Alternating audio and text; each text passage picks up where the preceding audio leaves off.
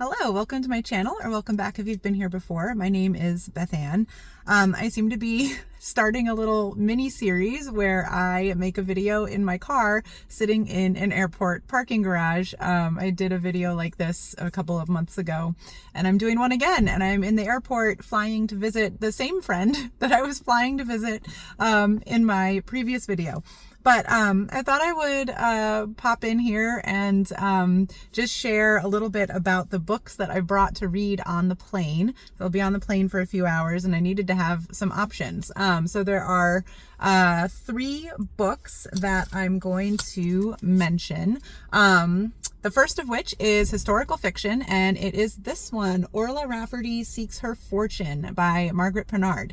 And this is the first book in an intended series called The Widening Gyre. And I think each book is going to follow different characters, but with a female protagonist. So in this first book, we're following Orla Rafferty, and she's a young woman who's recently been widowed. She has a cottage. She has a little bit of inheritance. And when the book opens, she is just coming out of her mourning period. This is in 1833 in England. And so she's kind of re-emerging into society again. And the book kicks off with her going on a trip to visit some of her friends who she hasn't seen in a little while, but they're very close friends. And in the course of this visit, she is pondering what she should do with her investments.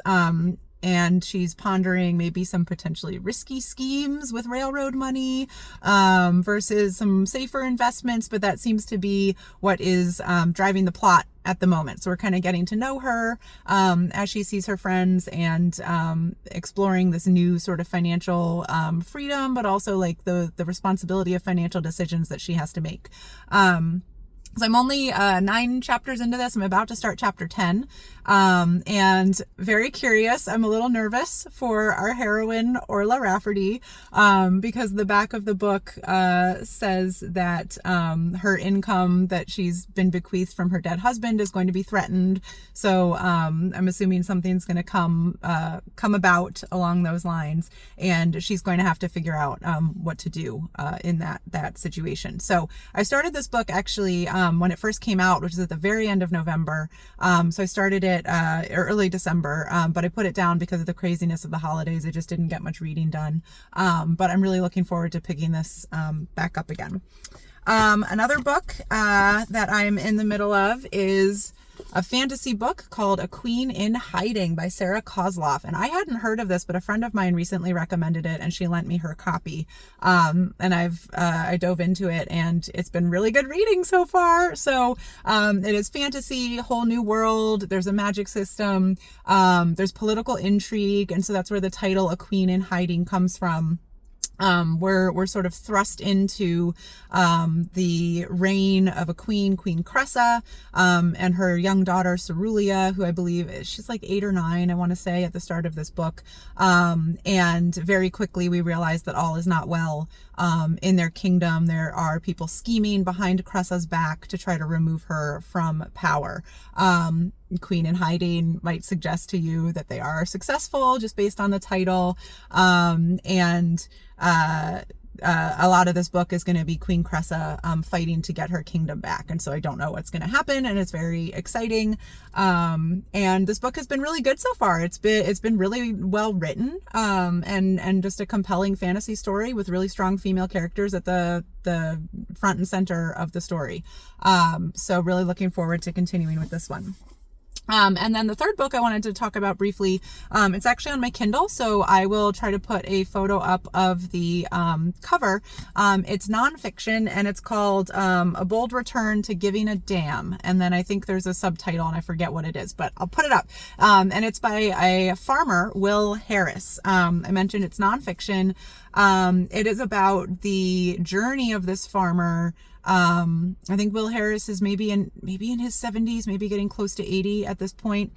And he, about 40 years ago or so, maybe 30 years ago, early 90s, whatever, what is time? He owns a livestock farm, a ranch in Georgia, in sort of southern coastal Georgia, like Gulf Coast Georgia. And for generations, they had been farming and raising livestock in very conventionally industrial ways. And he basically had a wake-up call, like in his 40s, in the early 90s, really realized that he was not being a good steward of the land by doing that. And that it had disrupted all of the natural, like, environmental and biological processes on the land. So he basically stopped those practices cold turkey and switched to a regenerative approach to livestock ranching. And so the book is basically a memoir. It's him sort of discussing his background and the history of his family farm, and how he got to that decision.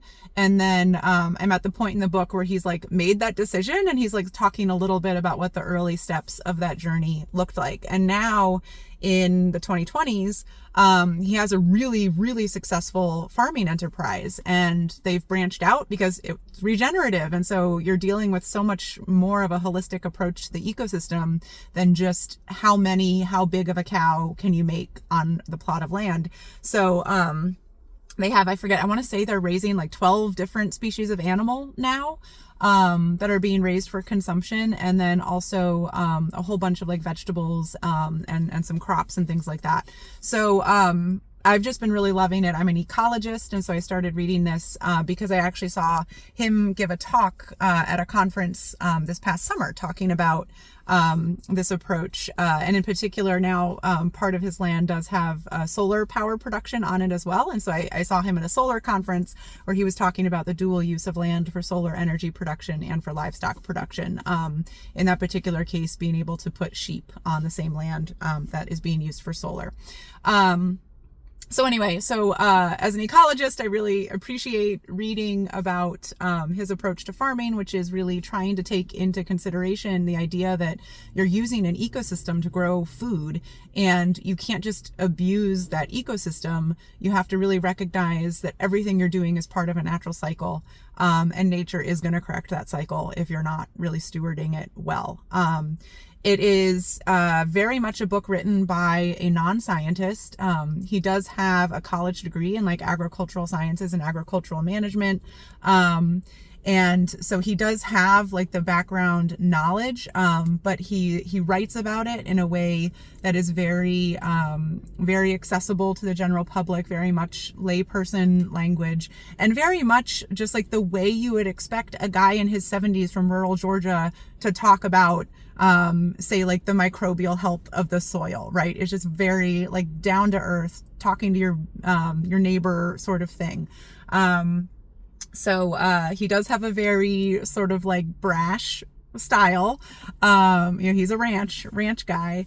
So a little bit of that comes through, but it's just amazing to read about his care for the land, and just like this wake up call where he was like, as a farmer, I'd always told myself I was taking care of the land, this land that had been in his family for generations, but he realized he really wasn't, and he wanted to do a better job, taking care of it so that then his kids and grandkids would be able to steward the same land. And so now it is really a family operation, because both of his daughters, I believe, have now come back and work on the farm as well. So anyway, it's been a really good read so far. So anyway, those are my 3 in progress books that I have brought with me to read on the plane. So let me know if you've heard about any of these books down in the comments. I'd love to hear from you and maybe what you all are reading. And I will see you all in the next video. Thanks. Bye.